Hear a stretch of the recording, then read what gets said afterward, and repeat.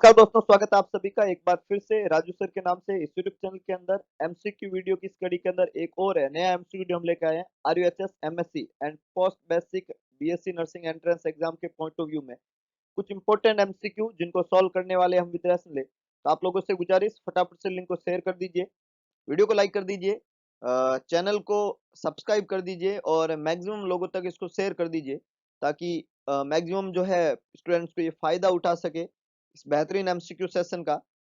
Conceptual MCQ with rational हम यहाँ पे सॉल्व करने वाले हैं, कुछ इंपॉर्टेंट कुछ ट्रिकी एमसीक्यू। तो लाइक कर दीजिए, शेयर कर दीजिए। शुरुआत करते हैं एक बेहतरीन जर्नी की कुछ बेहतरीन ट्रिकी एमसीक्यू के साथ में। तो आप लोगों के सामने एमसीक्यू सेशन के इस वीडियो के अंदर पहला एमसीक्यू ये रहा।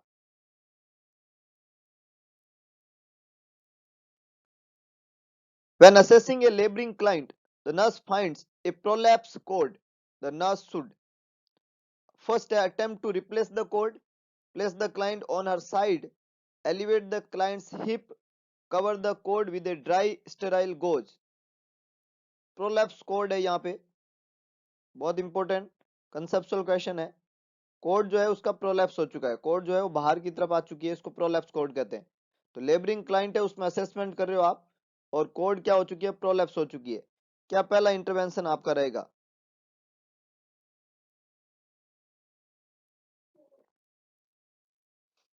वेरी गुड, कुछ लोगों ने बिल्कुल सही जवाब दिया है। देखिएगा, सबसे खास और याद रखने वाली बात है कि कोड जब भी प्रोलैप्स होती है, कोड जब भी प्रोलैप्स होती है, कभी भी अटेम्प्ट नहीं करना है वापस कोड को रिप्लेस करने का। ये बिल्कुल गलत है ना। फर्स्ट ऑप्शन में लिखा हुआ है attempt to replace the code, तो ये आपको बिल्कुल भी नहीं करना है। कोड को रिप्लेस करने का अटेम्प्ट आपको वहां पे बिल्कुल भी नहीं करना है। एक ऑप्शन यहाँ पे लिखा हुआ है place the client on her left side, तो लेफ्ट साइड के अंदर मरीज को कभी भी प्लेस नहीं करते हैं, है ना। पहला है कोड को, अगर कोड प्रोलैप्स हुई है तो उसको वापस रिप्लेस करने का अटेम्प्ट काम में नहीं लेना होता है। और दूसरा ऑप्शन यहाँ पे लिखा हुआ है कि मरीज जो है उसको अपन लेफ्ट साइड के अंदर प्लेस करेंगे, है ना। तो ये बिल्कुल भी नहीं करना है लेफ्ट साइड के अंदर। इससे हमें मतलब बिल्कुल भी मदद नहीं मिलेगी प्रेशर को ऑफ करने में कोड से। हमें जो कोड प्रोलैप्स हुई है उसके ऊपर प्रेशर नहीं लगे ग्रेविड यूट्रस का, ये करना है, तो इससे हमें कोई फायदा नहीं मिलेगा। और डी ऑप्शन में लिखा हुआ है कवर कर देंगे कोड को ड्राई स्टेराइल गोज से, तो ड्राई से नहीं करना है, मॉइस्ट स्टेराइल गोज से करना है ना। कोड जो है उसको मॉइस्ट रखना है, गीला रखना है, तो उसको कवर करने के लिए भी जो गोज काम में लिया जाएगा वो कैसा काम में लिएगा, मॉइस्ट स्टेराइल गोज काम में लिया जाएगा। तो कोड को कवर करेंगे मॉइस्ट स्टेराइल सेलाइन गोज से। तो ये भी आंसर नहीं बनेगा, तो करेक्ट आंसर क्या बनेगा, सी। हम एलिवेट करके रखेंगे क्लाइंट के हिप को ताकि कोड के ऊपर क्या नहीं लगे, प्रेशर ना लगे। पहला तो आप कोड प्रोलैप्स जब भी होता है तो उसके ट्रीटमेंट में हिप को क्या करो, एलिवेट करो और कवर कर दो कोड को मॉइस्ट स्टेराइल गोज से, जिससे मरीज के कोड के ऊपर कंप्रेशन भी नहीं लगेगा, कोड की ड्राइनेस भी नहीं होगी, कोड पे इंफेक्शन भी प्रिवेंट होगा। तो एक तो कंप्रेशन को प्रिवेंट करने के लिए हिप को एलिवेट कर दो और मॉइस्ट स्टाइल गोज दे दो। हिप का एलिवेशन और हेड का लोअर की तरफ, इसको टिनलनबर्ग पोजीशन कहते हैं। तो ये टिनलनबर्ग टाइप की पोजीशन यहाँ पे बन जाएगी। प्रोलैप्स कोड के अंदर टिनलनबर्ग पोजीशन काम में लेते हैं। हिप स्लाइटली क्या रहता है, एलिवेटेड रहता है और हिप को एलिवेट करके रखना है वहां पे, ये इंपॉर्टेंट बात है। तो यहाँ पे करेक्ट आंसर क्या बनेगा, C, elevating the clients hip. Very good, बहुत ही बढ़िया, आगे लेके चलता हूँ। नेक्स्ट देखिएगा, a client who delivered this morning tells the nurse that she planned to breastfeed her baby. The nurse is aware that successful breastfeeding is most dependent on the mother's educational level, infant's birth weight, size of the mother's breast, mother's desire to breastfeed. बहुत important, बच्चे को deliver किया और यहाँ पे आपको पूछा जा रहा है कि ब्रेस्ट फीडिंग कर रही है, तो ब्रेस्ट फीडिंग की सफलता जो है वो किस बात के ऊपर डिपेंड करती है, फटाफट से अपना जवाब लिखिएगा। ब्रेस्ट फीडिंग की सक्सेस रेट किस बात के ऊपर डिपेंड करेगी? पहला ऑप्शन यहाँ है मदर के एजुकेशन लेवल पे, दूसरा ऑप्शन यहाँ पे दिया हुआ है इन्फेंट के बर्थ वेट पे, तीसरा मदर के ब्रेस्ट साइज के ऊपर, चौथा है मदर्स की डिजायर, ब्रेस्ट फीडिंग की desire. Which is the correct one?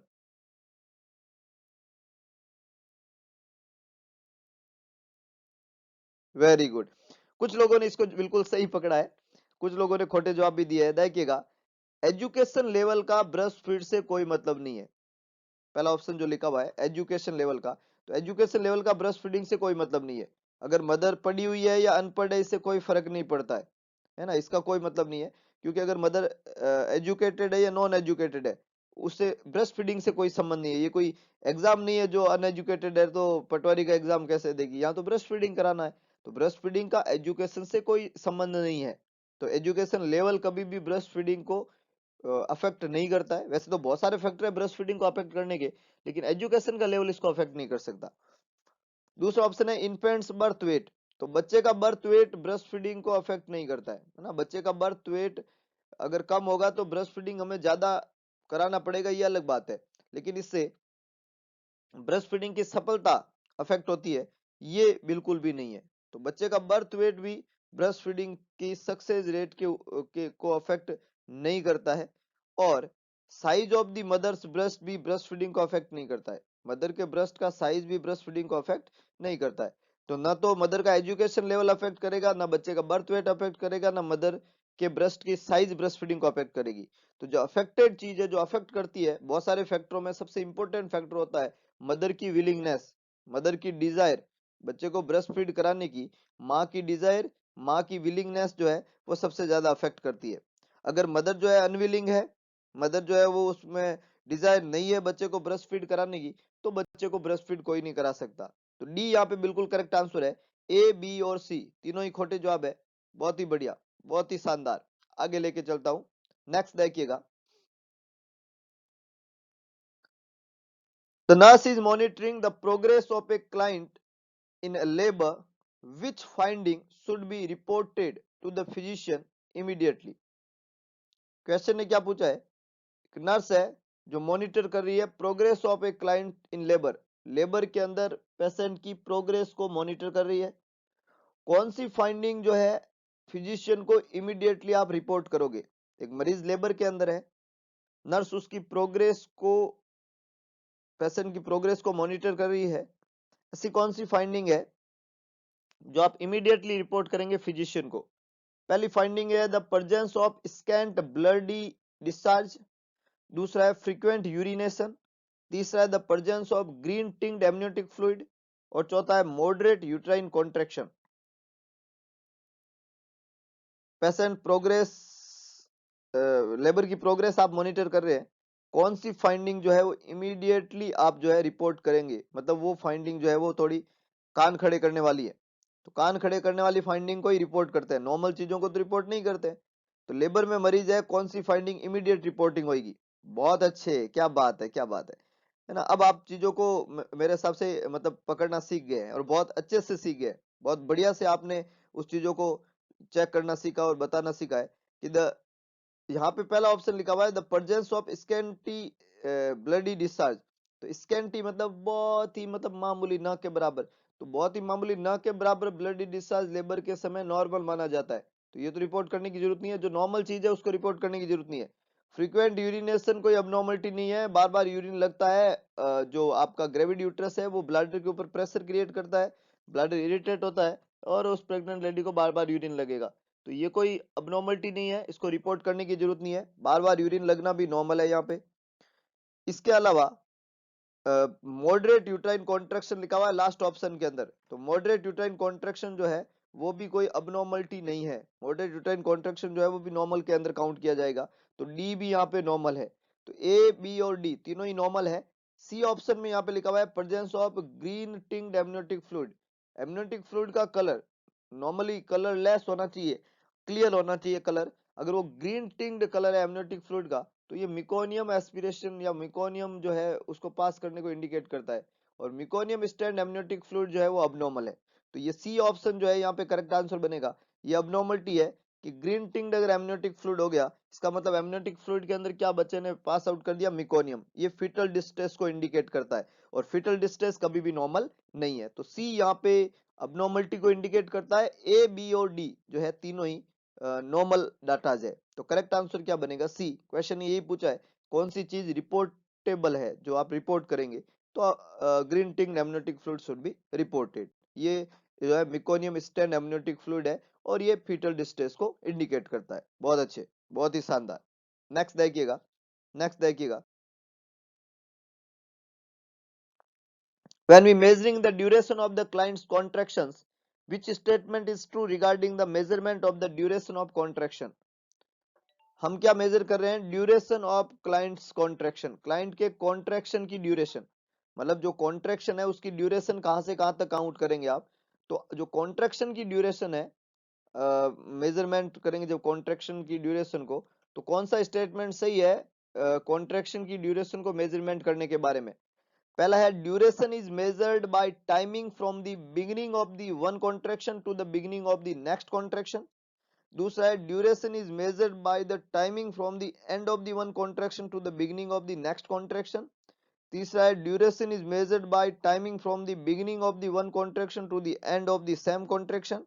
और चौथा है duration is measured by timing from the peak of one contraction to the end of same contraction.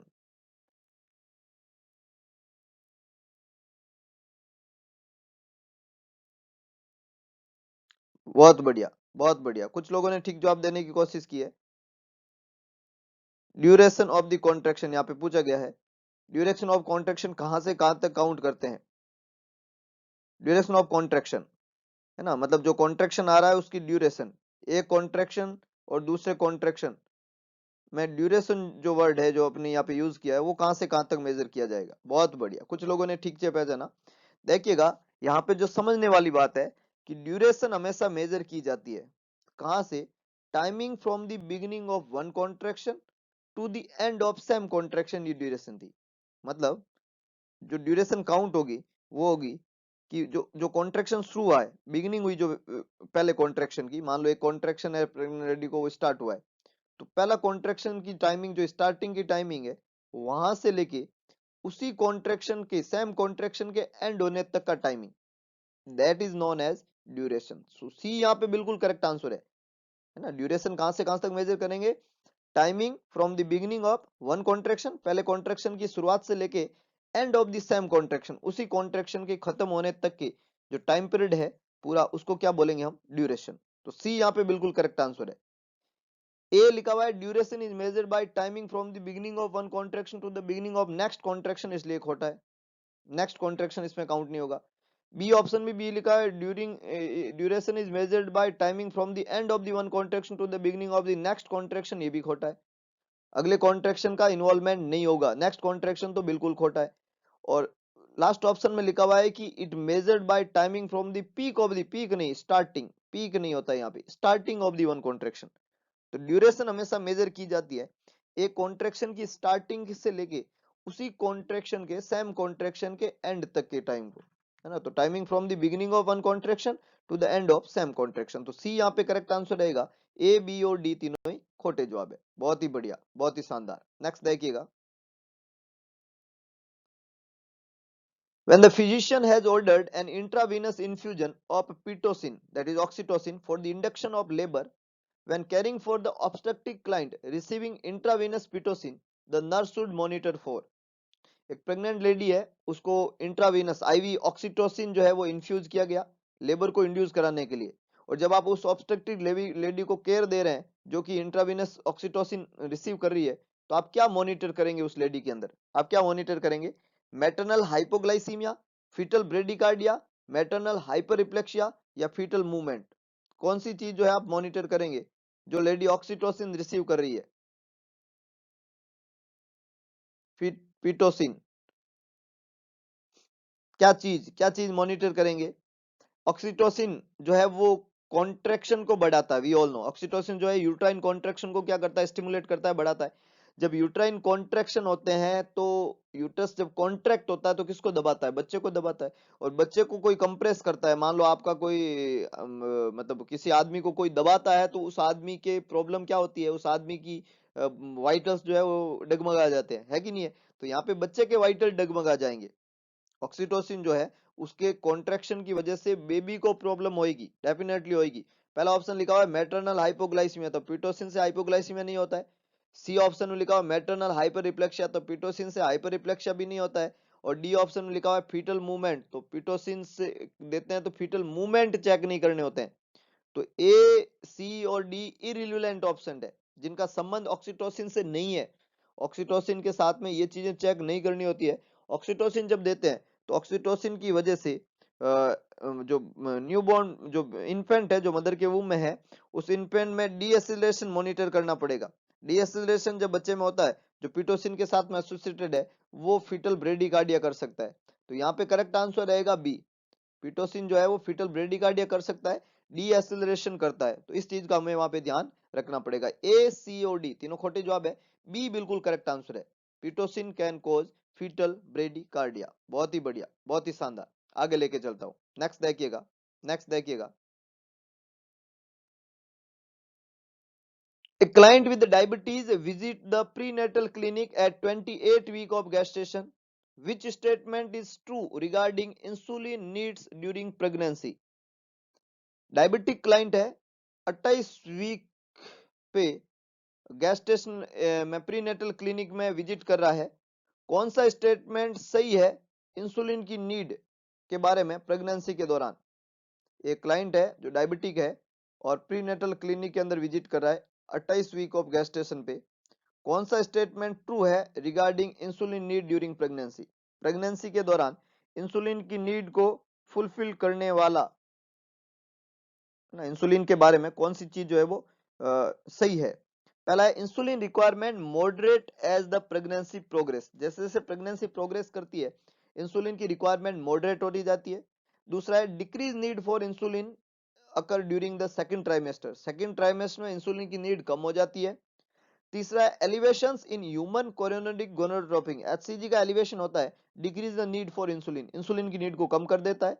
Fetal development depend on the adequate insulin regulation. Fetal का development depend करता है adequate insulin regulation पे। Which is the correct one? Insulin के बारे में, pregnancy के दौरान insulin के बारे में कौन सी बात सत्य है? 28 वीक की गेस्टेशन पे जब प्रीनेटल क्लिनिक के अंदर एक डायबिटिक मदर विजिट कर रही है, तो इसके बारे में सत्य बात क्या है, क्या चीज की नीड है प्रेगनेंसी के दौरान इंसुलिन के बारे में? Very good. देखिएगा कंसेप्ट क्या है, देखिएगा। जो प्रेग्नेंट लेडी होती है उसमें इंसुलिन की नीड जो है वो इंक्रीज हो जाती है सेकेंड एंड थर्ड ट्राइमेस्टर में, है ना। इंसुलिन की नीड जो है वो इंक्रीज हो जाती है, डिक्रीज नहीं होती है, इंक्रीज हो जाती है सेकंड ट्राइमेस्टर में।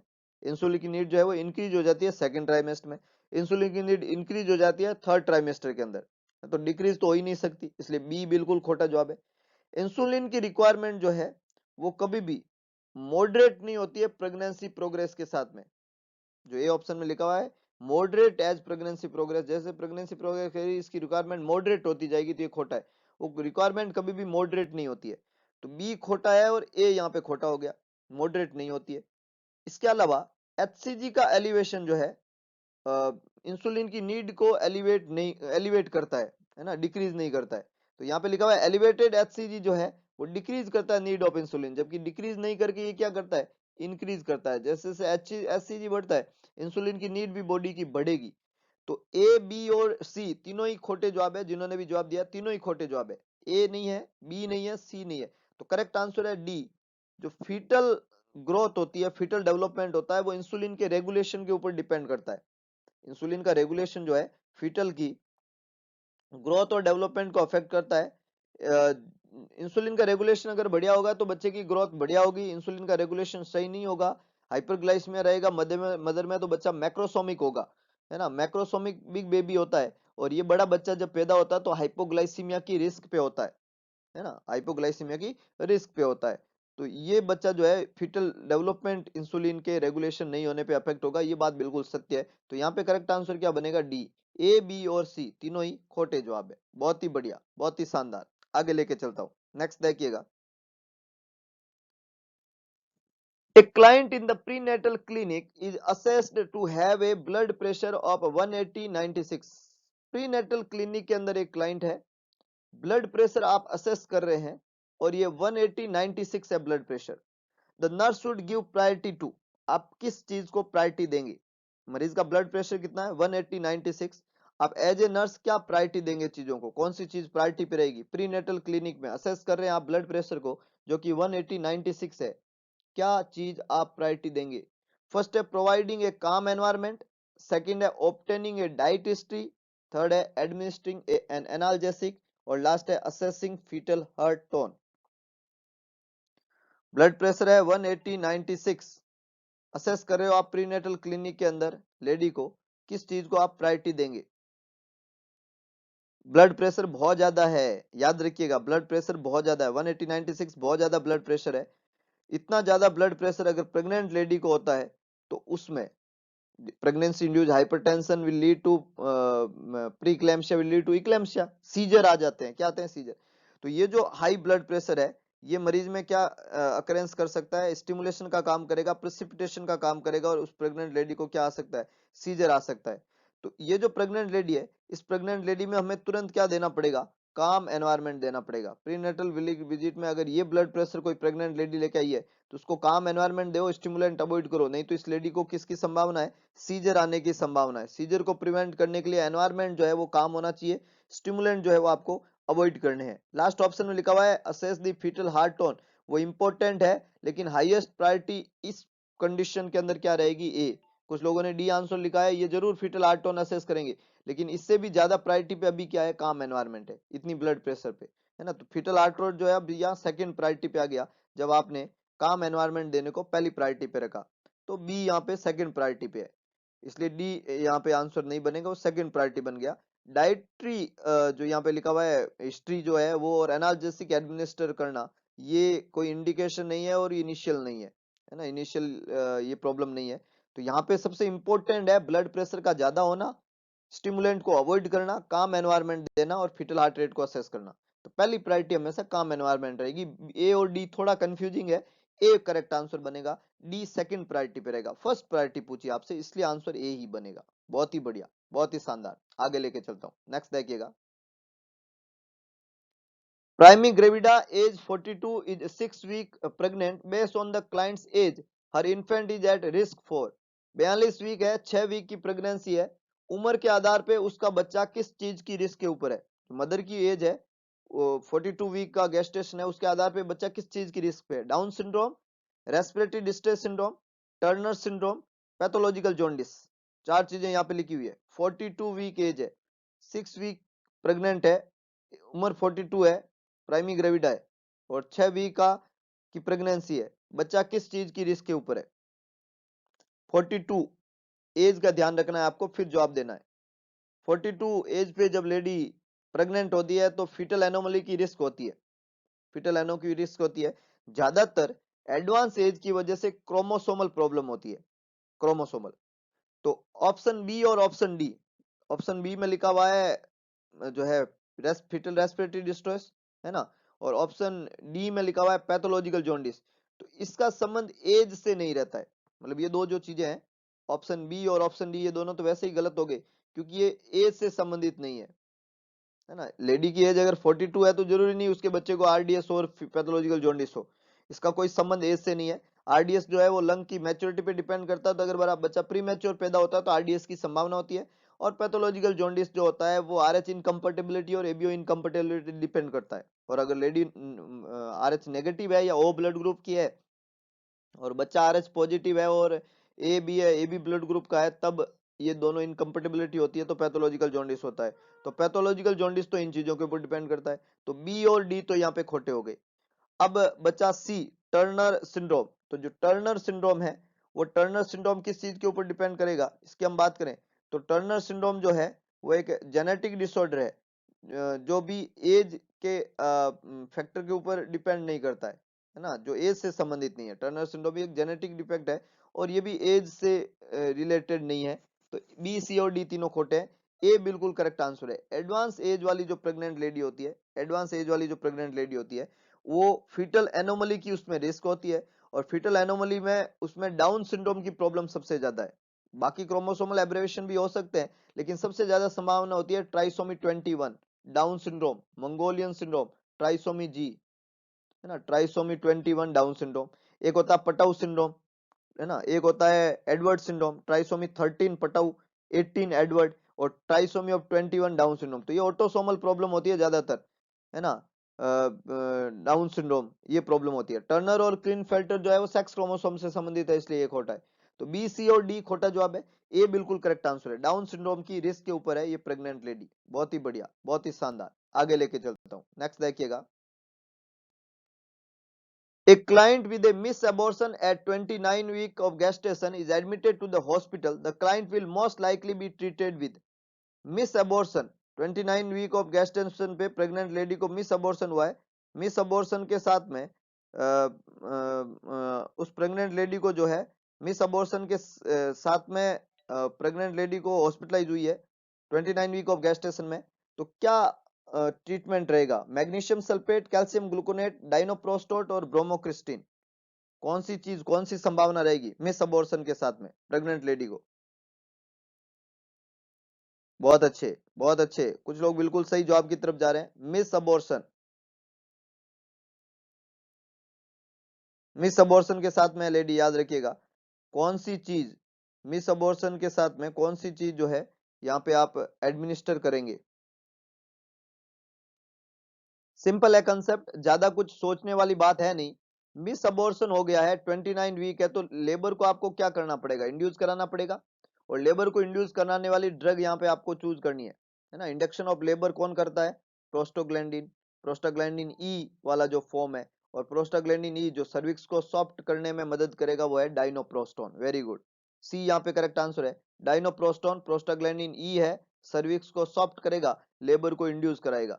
तो यहाँ पे डाइनोप्रोस्टोन आपको काम में लेना पड़ेगा, सर्विक्स की सॉफ्टनिंग कराएगा और लेबर को इंड्यूस कराने के अंदर डाइनोप्रोस्ट जो है वो मदद करेगा। मैग्नीशियम सल्फेट जो है वो preterm labour and preeclampsia के अंदर यूज किया जाता है। ए ऑप्शन जो है मैग्नीशियम सल्फेट, वो प्री टर्म लेबर या प्री क्लैम्पशिया, जिन लेडी में रिस्क होती है सीजर की, उनके अंदर काम में लेते हैं ना। प्रेगनेंसी के दौरान सीजर की ड्रग ऑफ चॉइस भी मैगसल्फ है, तो वहां पे काम में लेते हैं। कैल्शियम ग्लूकोनेट जो है वो हाइपोकैल्सीमिया वाली कंडीशन के अंदर यूज किया जाता है ना।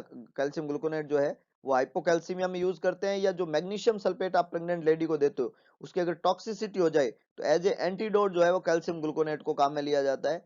बाकी यहाँ पे कैल्शियम ग्लूकोनेट का भी रोल नहीं है। और ब्रोमोक्रिस्टिन जो होती है वो पार्किंसंस जैसी बीमारी जो होती है ना, उनके अंदर काम में लिया जाता है। और किसी प्रेग्नेंट लेडी के अंदर जो ब्रेस्ट मिल्क है उसको एक बार ड्राई अप करने के लिए काम में लेते हैं। मान लो बच्चा नहीं है और मिल्क जो है वो हो रहा है, तो उसको ड्राई अप करने में ब्रोमोक्रिस्टिन का रोल है। तो ए, बी और डी तीनों ही खोटे जवाब है। इस ड्रग का संबंध जो है वो लेबर को इंड्यूस कराने में नहीं है। सी बिल्कुल करेक्ट आंसर है। मिस अबॉर्शन हो गया तो लेबर को इंड्यूस कराना पड़ेगा, और उसको इंड्यूस कराने के लिए डाइनोप्रोस्टोन यहाँ पे काम में लिया जाता है। तो ये कुछ इंपॉर्टेंट एमसीक्यू आज की इस वीडियो लेक्चर में हमने पढ़े। होप सो आपको वीडियो पसंद आएगा, तो वीडियो को लाइक करें, शेयर करें, कमेंट बॉक्स में अपना सुझाव जरूर डालें। इसके अलावा भगवान कृष्ण ने कहा था कि सारथी बने, स्वार्थी ना बने। तो देखते हैं आप कितना सारथीपन दिखाते हैं, कितने लोगों की मुस्कान का कारण बनते हैं और कितने लोगों की हेल्प करते हैं, है ना। किसी ने बहुत ठीक कहा था कि जो है अगर आप किसी इंडिविजुअल का मदद करते हैं तो भगवान आपकी मदद करता है। तो आप अगर किसी की मदद करेंगे तो आपकी मदद स्वतः ही हो जाएगी। को कर दिखाइए कुछ ऐसा कि दुनिया करना चाहे आपके जैसा। मिलते हैं दोबारा एक नई एनर्जी, नए एमसीक्यू सेशन के साथ में। तब तक के लिए जय हिंद, जय भारत।